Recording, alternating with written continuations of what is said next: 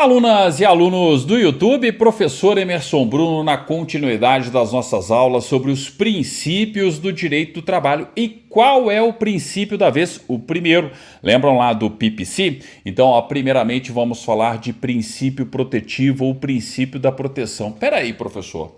Por que eu tenho que ter esse princípio do direito do trabalho como sendo o primeiro princípio? Vamos voltar um pouquinho no direito constitucional? Vamos lembrar do princípio da igualdade, mas não a igualdade formal, onde todos são iguais perante a lei, mas sim a igualdade material. Nós não estudamos o princípio da igualdade material, no qual é necessário tratar os desiguais de forma desigual e na medida de suas desigualdades? Pois bem, utilizei como exemplo os direitos sociais. Utilizo como exemplo sempre nas aulas de direito constitucional o direito do trabalho. É mesmo, professor? Por que você usa o direito do trabalho como exemplo de aplicação prática do princípio da igualdade material no direito constitucional?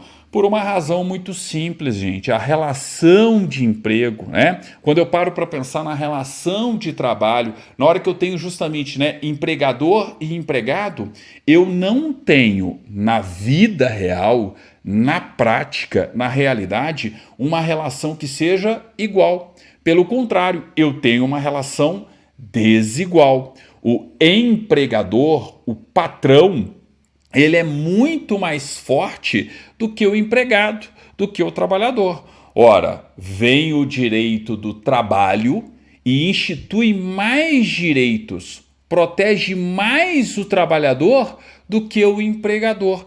Por que o direito do trabalho vai proteger mais o trabalhador, instituir mais direitos ao trabalhador do que ao patrão, do que ao empregador? Ora, porque o trabalhador é o polo hipossuficiente, o polo mais fraco da relação de trabalho. Então, obviamente, o que eu preciso ter em termos de direito do trabalho? Uma proteção maior do trabalhador do que do empregador. Então, é por isso que quando a gente vai estudar o princípio da proteção ou o princípio protetivo, tá? Eu tenho que lembrar de um detalhe prático, um detalhe verdadeiramente constitucional, Nas relações de emprego existe um conflito natural, um conflito da realidade entre o empregador, que é o possuidor do capital, e o empregado, que é o detentor da mão de obra. Trata-se de uma relação entre partes naturalmente desiguais, na qual é preciso tratar os desiguais de forma desigual e na medida de suas desigualdades. Afinal, é preciso buscar uma igualdade real, igualdade material. Peraí, professor, isso aqui é aula de direito constitucional, isso aqui é o artigo 5º, caput da CF 88, mas quando eu falo de qual igualdade, gente? Justamente da igualdade material, ok? Existe a igualdade formal, todos são iguais perante a lei, mas eu não posso pensar a igualdade tão somente sob o prisma da igualdade formal. É preciso lembrar da igualdade material e, quando for necessário, tratar os desiguais de forma desigual e na medida de suas desigualdades, buscando-se uma igualdade real, uma igualdade material na prática.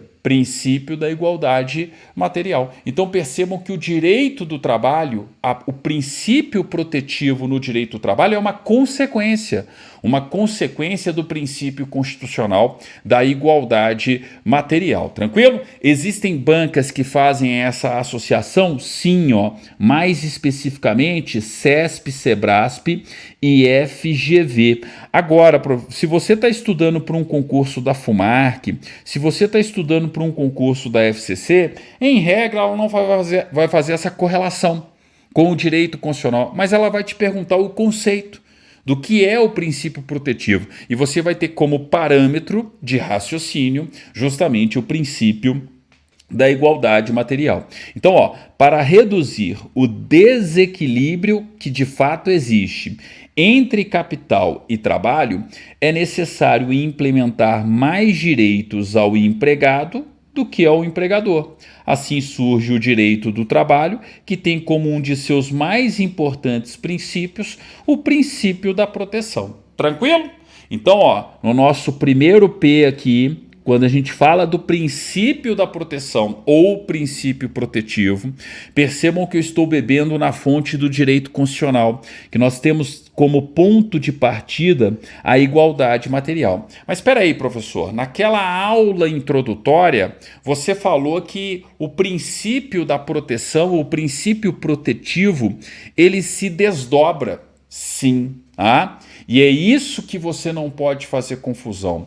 O princípio protetivo, o princípio da proteção é como se fosse um gênero. E esse gênero possui 3 espécies. Quais são os desdobramentos do princípio protetor, né, ou do princípio protetivo, ou princípio da proteção? Gente, ele se subdivide em 3 princípios corolários, tá? O que é um princípio corolário, professor? Eu já expliquei isso lá no direito constitucional, gente. Vou dar um exemplo bem prático aqui, por exemplo, eu tenho o princípio da legalidade. Como consequência, como corolário da legalidade, eu tenho o devido processo legal. Como corolário do devido processo legal, eu tenho contraditório e ampla defesa. Lembram daquela sequência de aulas que eu faço? Eu falo justamente da legalidade, devido processo legal, contraditório e ampla defesa. É como se fosse uma sequência, como se fosse um desdobramento. Então aqui eu estou falando o seguinte, eu tenho um princípio da proteção, o princípio protetivo e uma subdivisão. 3 princípios que são corolários, tá? Quais são esses 3 princípios corolários aqui? Ficou um pouquinho desformatado aqui, gente, mas não tem problema, Princípio da norma mais favorável ao trabalhador, beleza? Deixa eu sair do cantinho aqui que eu vou precisar de espaço na tela aqui, Além do princípio da norma mais favorável, o princípio da condição mais benéfica e o princípio indúbio pró-operário, ok? Então tá aí, 3 princípios, né, ou subprincípios, ou corolários do princípio protetor, da proteção ou protetivo, tá? O princípio da norma mais favorável, da condição mais benéfica, indúbio pró-operário, beleza? Então, aquele meu raciocínio, né, biológico, entre aspas, né? Eu tenho um gênero, e quando eu falo justamente desse gênero, esse gênero comporta 3 espécies. Norma mais favorável, condição mais benéfica, indúbio pró-operário, tá? Beleza.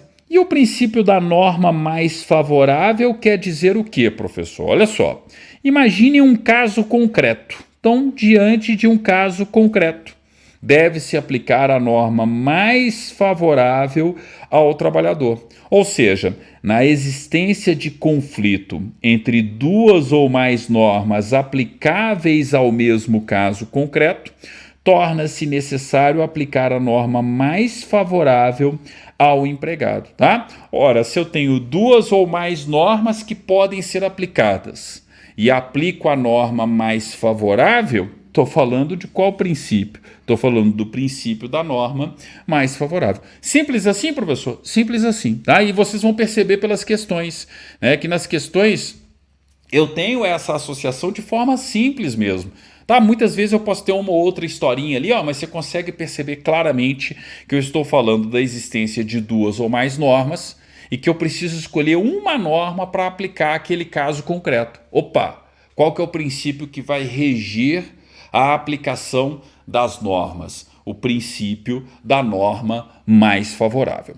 Show de bola? Show de bola, professor. Bola para frente aí para a gente avançar nessa aula sobre o princípio da proteção ou o princípio protetor / protetivo, tá? Aí tem um detalhezinho, principalmente para o concurso do TRT-MG, tá? A gente tem que lembrar que o hoje ministro Maurício Godinho Delgado foi desembargador do TRT-MG. Inclusive tem um livro excelente, tá? Foi o livro que eu estudei na faculdade, é o livro que eu tenho como referência aqui, gente, né? Vale muito a pena você, inclusive, ainda mais se você for bacharel em Direito e está se preparando aí para cargos privativos de bacharel em Direito, tenha o manual, né? Tenha o livro, o curso de Direito do Trabalho aí, ó, do professor, né, Maurício Godinho Delgado, hoje ministro do TST, tá? Olha só o que a gente tem que observar aqui, ó. O presente princípio, né, ou seja, o princípio, isso aqui para ele, ó, nas palavras, né, do professor Maurício Godinho Delgado, ó. O presente princípio da norma mais favorável dispõe que o operador do direito, então imagina, por exemplo, um juiz, né? Um juiz é um operador do direito, ó, um juiz do trabalho aqui, ó, beleza?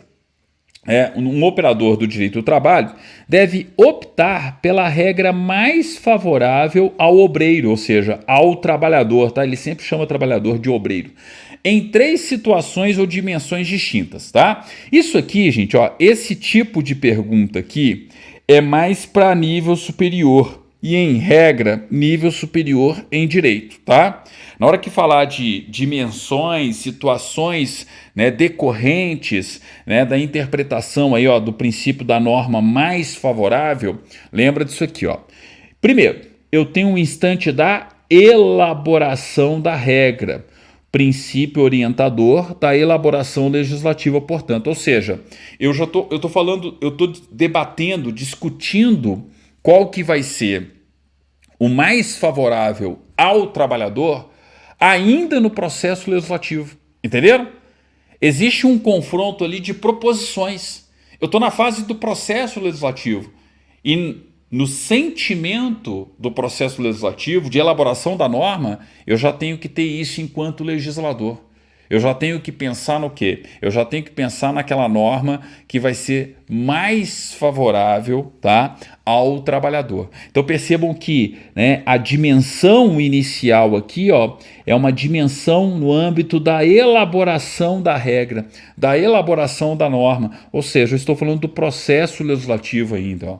Ou então, ó, existindo já a norma no confronto de regras concorrentes. Então, eu tenho 2 dispositivos, 2 artigos que são concorrentes, né? Então, eu tenho o princípio da norma mais favorável atuando como um princípio orientador do processo de hierarquização de normas trabalhistas, tá? E, por fim, ó, no contexto da interpretação das regras jurídicas, princípio orientador do processo de revelação do sentido da regra trabalhista. Então, na hora de interpretar uma norma trabalhista, interpretá-la no sentido mais favorável, ok?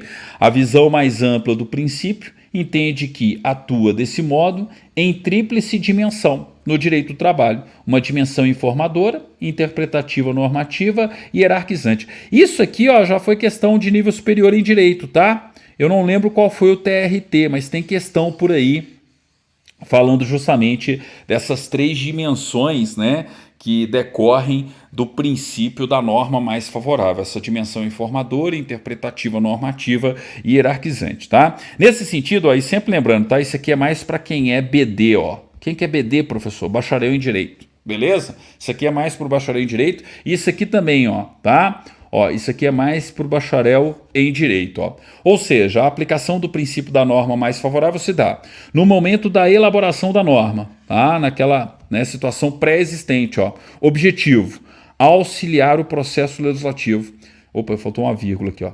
De modo que as leis futuras garantam ou aumentem o rol de direitos trabalhistas. Entenderam? Então, ó, o processo legislativo ele está sendo orientado, tá, pelo princípio da norma mais favorável, de modo que exista sempre a garantia dos direitos trabalhistas existentes e um aumento do rol de direitos trabalhistas, tá? Havendo conflito de regras concorrentes, tá? Selecionar a norma mais favorável ao trabalhador diante daquele conflito, diante daquele caso concreto. E na interpretação de uma norma trabalhista, aquela interpretação. Eu tenho 2 interpretações distintas, 2 interpretações concorrentes.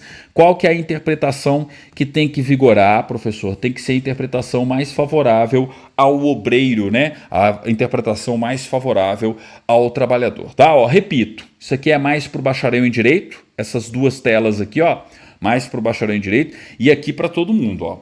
Lembrar, né, que quando eu falo justamente desse princípio protetor eu tenho a subdivisão e no âmbito do princípio da norma mais favorável, tá? Diante de um caso concreto, aplicar a norma mais favorável ao trabalhador, ou seja, na existência de conflito entre duas ou mais normas aplicáveis ao mesmo caso concreto, aplicar a norma mais favorável ao empregado. Beleza, professor, mas por enquanto nós vimos só a letra A, o princípio da norma mais favorável. Sim, mas calma que eu já separei aqui para vocês, ó. B e C. Ah, peraí, ó, tem um detalhezinho que eu tinha esquecido aqui de comentar, ó. Mas peraí, professor, eu não tenho a interpretação da norma mais favorável, né? E esse artigo 620 da CLT? Aí tem um detalhezinho prático aqui, ó, tendo em vista a realidade, né? Nós tivemos uma reforma trabalhista. E essa reforma trabalhista, gente, ela representou uma flexibilização do princípio da norma mais benéfica. Por quê, professor? Porque olha só o texto hoje do artigo 620. Por isso que eu coloquei aqui, ó, ressalva ou mitigação. Ah, e tem uma, né, interpretação aqui, uma interrogação aqui, porque tem gente que vai falar que é uma ressalva, que é uma exceção, tem gente que vai falar que é uma mitigação, né? Que é um abrandamento do princípio, enfim. O fato é que a reforma trabalhista, ela flexibilizou em uma dada situação aqui, ó, o princípio da norma mais benéfica. Porque olha só o texto do artigo 620, tá? Isso aqui de novo, ó, isso aqui é mais para quem é bacharel em direito, mas pode estar presente aí também nos outros cargos de um TRT. As condições estabelecidas em acordo coletivo de trabalho sempre, estão vendo que tem um sempre aqui, ó, sempre prevalecerão sobre as estipuladas em convenção coletiva de trabalho, tá? Peraí, professor. Lá no direito constitucional, você explicou pra gente que acordo coletivo de trabalho é menor do que a convenção coletiva de trabalho. Sim, a gente vai voltar a falar disso mais à frente, mais especificamente aqui no direito do trabalho. O que eu quero que vocês percebam? Realmente, o acordo é menor que a convenção.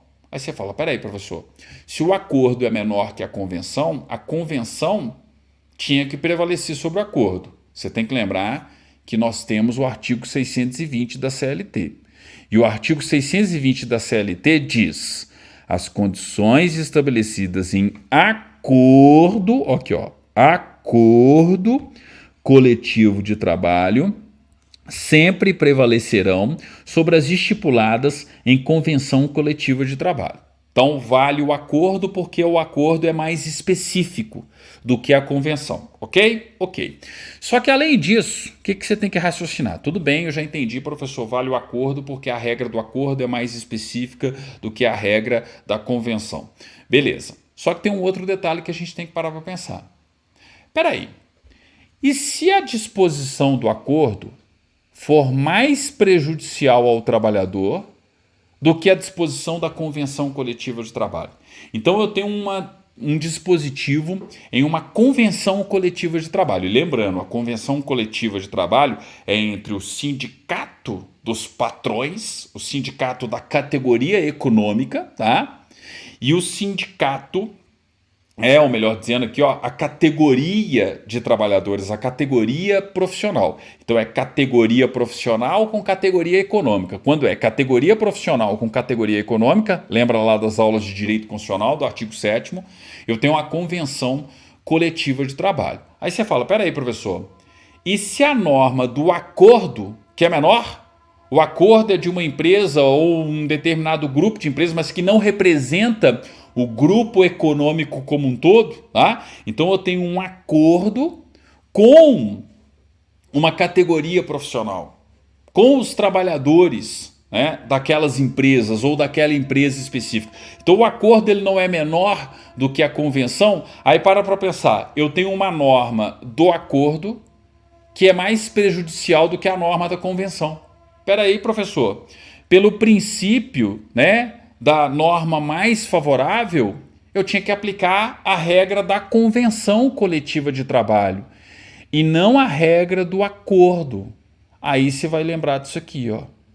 É justamente isso aqui que você tem que lembrar, que foi a flexibilização, a relativização por conta da reforma trabalhista. Ou seja, em uma interpretação literal, aí depende muito do concurso que você está fazendo. Então, por exemplo, a FUMARC, ela costuma ser muito literal nas suas provas, tá?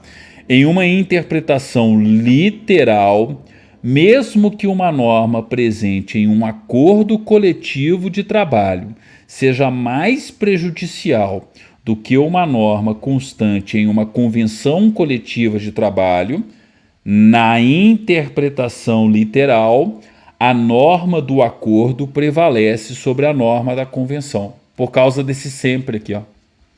Entenderam? Então, a norma do acordo coletivo de trabalho, ela se mostra mais prejudicial ao trabalhador do que a norma da convenção coletiva de trabalho. Numa interpretação literal, que na minha opinião não é a mais correta, porque afrontaria, né, o próprio princípio da norma mais favorável em si, sem contar, né, o próprio princípio da igualdade material. Mas enfim, pode ser que você chegue lá no dia do concurso e o examinador esteja cobrando exatamente isso aqui, a interpretação literal. Aí você vai marcar o que não vale a regra do acordo coletivo e não a regra da convenção coletiva de trabalho, tá? Então, fica de olho nesse artigo 620 da CLT. Ele representou, né, uma flexibilização do princípio da norma mais benéfica. Foi incluído pela reforma trabalhista, tá? De 2017 aí. Para alguns autores é uma exceção ao princípio, para outros uma mitigação, um abrandamento, tá? Vamos dizer assim, da interpretação do princípio da norma mais favorável. Beleza? Tudo bem, mais uma vez, é mais para quem é bacharel em Direito. Você que é bacharel em Direito aí, já deve ter lido isso em inúmeros manuais, resumos, né, de direito do trabalho como um todo, tá? Mas, vale a menção, vale o cuidado com o artigo 620 da CLT. Depois não digam que eu não avisei. Você que é bacharel em Direito, depois não diga que eu não avisei aí, beleza? Tá no material, tá disponível aí na sala virtual de estudos para vocês baixarem, né, o PDF com todos esses slides aqui, beleza? Bora lá, gente, Ok, então, primeiramente a gente viu o quê, na letra A, né, o princípio da norma mais favorável. Então isso aqui foi o A. Agora a gente vai para a linha, né? Já ia falar a linha. Para B, Então aqui, B. O princípio da condição mais benéfica. Antes eu estava falando de norma mais favorável. Agora estou falando de condição mais benéfica ao trabalhador. As cláusulas de um contrato de trabalho ou do regulamento de uma empresa devem ser preservadas durante a vigência da relação de emprego quando forem mais favoráveis ao trabalhador. Então isso é uma realidade, é o 468 da CLT, Nos contratos individuais de trabalho, só é lícita a alteração das respectivas condições por mútuo consentimento, e ainda assim desde que não resultem direta ou indiretamente prejuízos ao empregado, sob pena de nulidade da cláusula infringente dessa garantia, ok? Então o que a gente tem que lembrar? Que eu não posso ter supressão de cláusulas, pois isso representa prejuízo ao empregado. Então eu sempre tenho que zelar pela condição mais benéfica. Então, durante a vigência da relação de emprego, eu tenho que justamente zelar pela condição, né, pelo respeito ao princípio da condição mais benéfica ao trabalhador. Então, as cláusulas de um contrato ou do regulamento de uma empresa devem ser preservadas durante toda a vigência daquela relação de emprego. Quando forem o quê? Quando forem mais favoráveis ao trabalhador. Não pode haver supressão de tais cláusulas, pois isso representaria prejuízo ao empregado. Tá? Eu posso alterar, mas não pode resultar em prejuízo ao empregado, tá? E aqui tem um clássico para todos os cargos, hein? essa súmula aqui, ela despenca, né? Olha aqui, ó, falei dessa súmula 51. Eu tenho que lembrar o seguinte, ó. Norma regulamentar, vantagens e opção pelo novo regulamento, tá? Artigo 468 da CLT, uma interpretação do TST aí, tendo em vista, né, o artigo 468 da CLT. E o que interessa pra gente é essa interpretação de número 1 aqui, ó.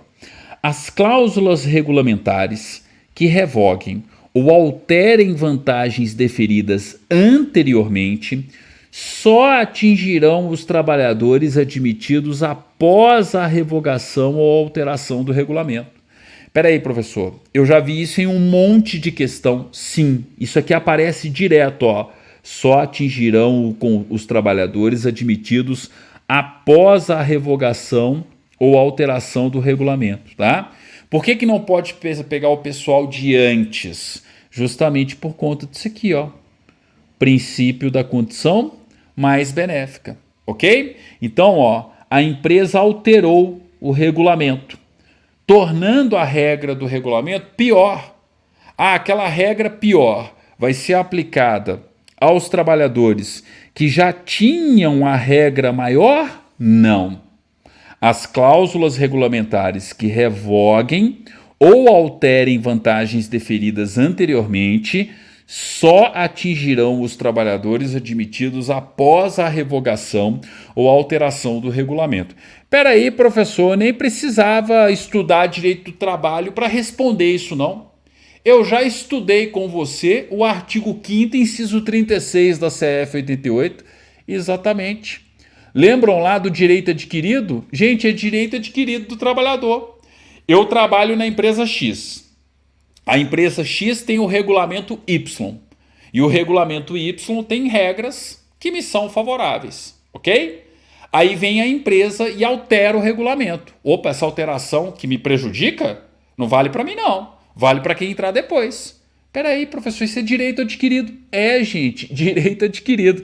Nada mais, nada menos do que o artigo 5º, inciso 36 da CF 88. Pô, professor, quer dizer que para eu estudar bem qualquer outro ramo do direito, basta eu ter uma sólida base de direito constitucional? Ajuda pra caramba, tá? Dica aí do professor, né? Todo mundo assiste as minhas aulas de direito constitucional. Aí o pessoal fala, pô, professor, mas você dá aula de processo bem, você dá aula de direito do trabalho, você dá aula de regimento interno, você dá aula de defesa sanitária animal, já dei defesa sanitária animal e vegetal, entendeu? Mas enfim, por que eu consigo, gente, ter essa desenvoltura nos ramos do direito de uma maneira geral? Outro dia uma aluna falou assim, pô, professor, você está parecendo o Pontes de Miranda do concurso. Pontes de Miranda é um autor bem antigo aí do direito. Mas enfim, né? Quem me fez esse comentário revelou a idade, hein? Mas enfim, não vou comentar isso aqui não. Mas enfim, por que dá para ter essa facilidade, gente? Constitucional. Constitucional na hora que você enxerga a matrix constitucional, você vê tudo. Você consegue ver tudo. E aí eu falo, ó, nem precisava de ter, esse estudo no âmbito do direito do trabalho, porque bastava você lembrar disso aqui, ó, do artigo 5º, inciso 36 da CF 88. E não sou só eu que falo isso não, tá? Tem gente aí no direito do trabalho com muito mais experiência do que eu, como por exemplo, ó, o professor Sérgio Pinto Martins, ó.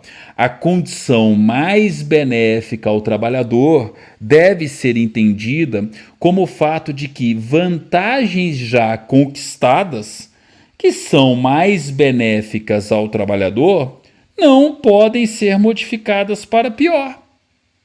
É a aplicação da regra do direito adquirido, artigo 5º, inciso 36. Ou seja, do fato de o trabalhador já ter conquistado certo direito, ele já implementou as condições para ter aquele direito, já conquistou, que não pode ser modificado no sentido de se outorgar uma condição desfavorável ao obreiro, ao trabalhador. O pessoal do direito do trabalho gosta muito dessa expressão aí, obreiro, beleza? Então aqui, gente, ó, se eu fosse o examinador de vocês, pelo meu vício, né, de professor de direito constitucional, eu não ia deixar isso aqui passar não, hein? Isso aqui dá até uma questão aberta das boas, né? Galera que estuda para OAB aí também, ó, muitas vezes não cai, gente. Ó, isso aqui agora eu lembrei dos meus tempos de aula para OAB.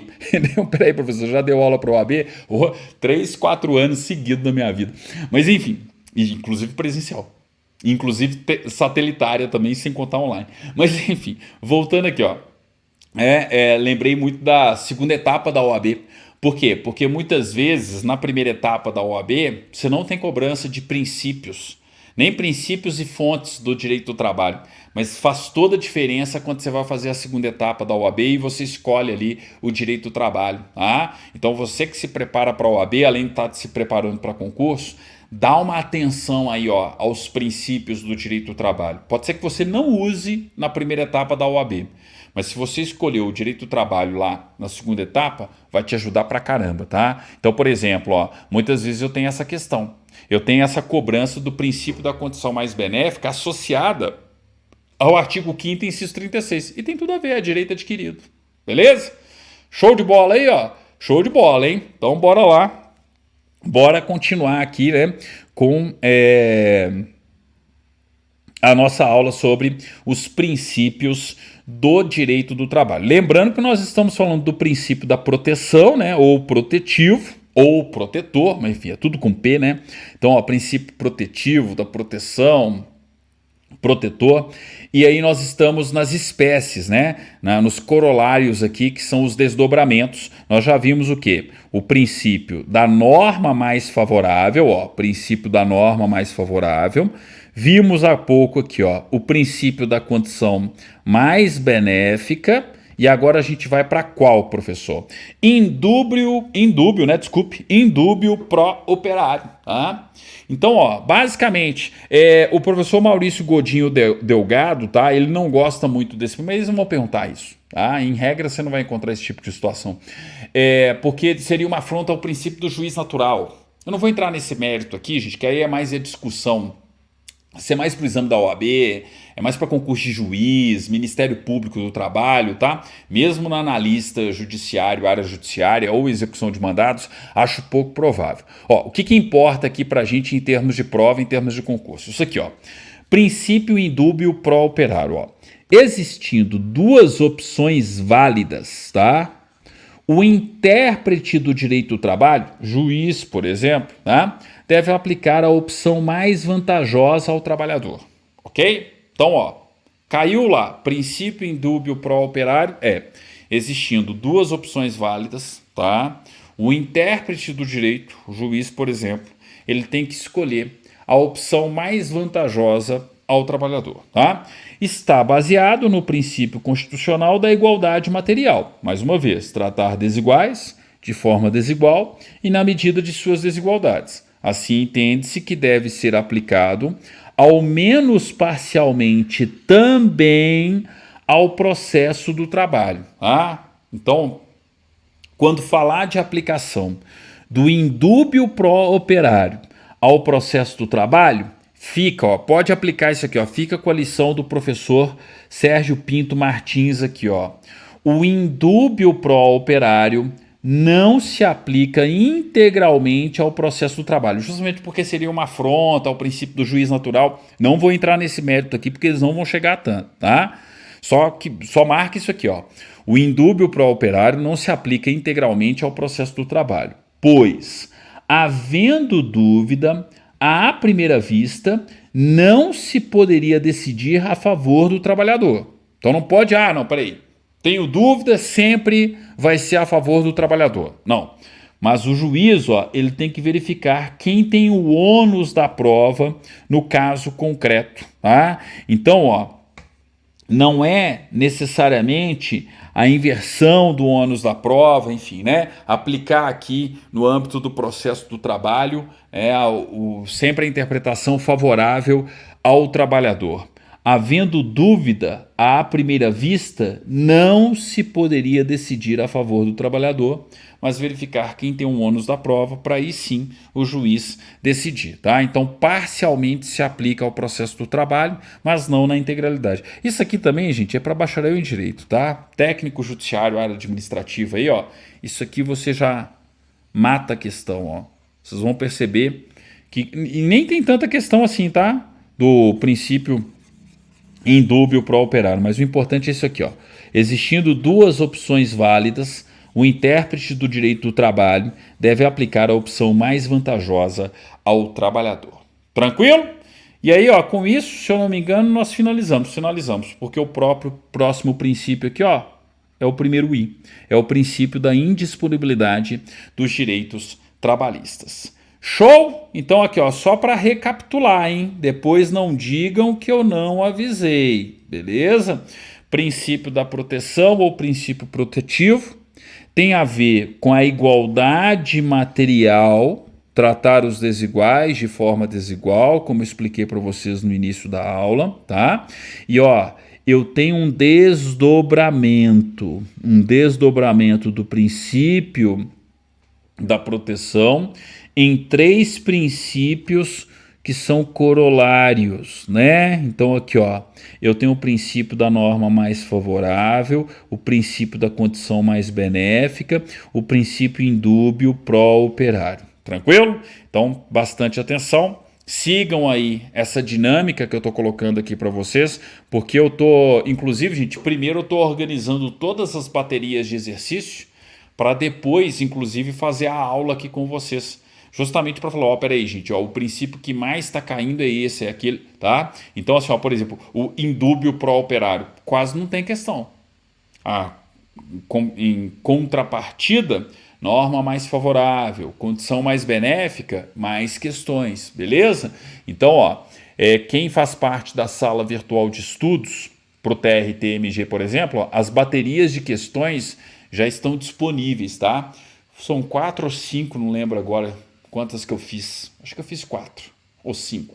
Se tiver 4 vai ter 5. E se tiver 5 é porque eu já fiz as 5, tá? E daqui a pouco tem mais bateria aí para vocês resolverem também. E sempre com aquele comentário por escrito, tá, gente? Vocês vão perceber ali que na hora que vocês resolverem as baterias, vai ter lá o meu comentário por escrito, né, de cada uma das questões o gabarito remissivo. E em breve eu vou resolver as questões para ter o gabarito remissivo em vídeo também. Mas primeiro eu vou esgotar, né, a teoria, tá? A doutrina aqui, falando de todo o direito do trabalho para o concurso do TRT. Professor, qual que é o edital que você está seguindo? Estou seguindo o edital do TRT-MG.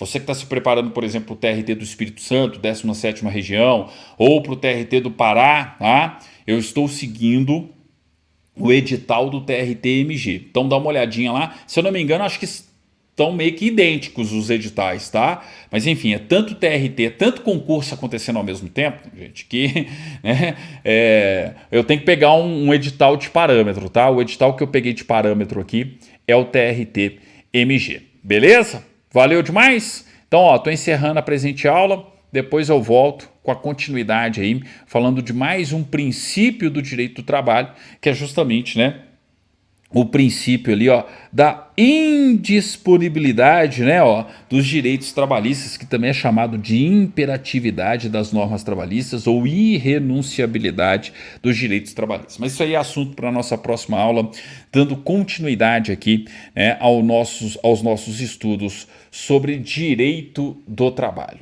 Beleza? Valeu? Viram como é tranquilo? Direito do trabalho é uma matéria gostosa, gente. Vocês vão ver que é bacana estudar direito do trabalho, tá? Ainda mais quando você tem base de direito constitucional, tá? Então, professor, não tenho base de direito constitucional. Pelo menos o 6º até o 11.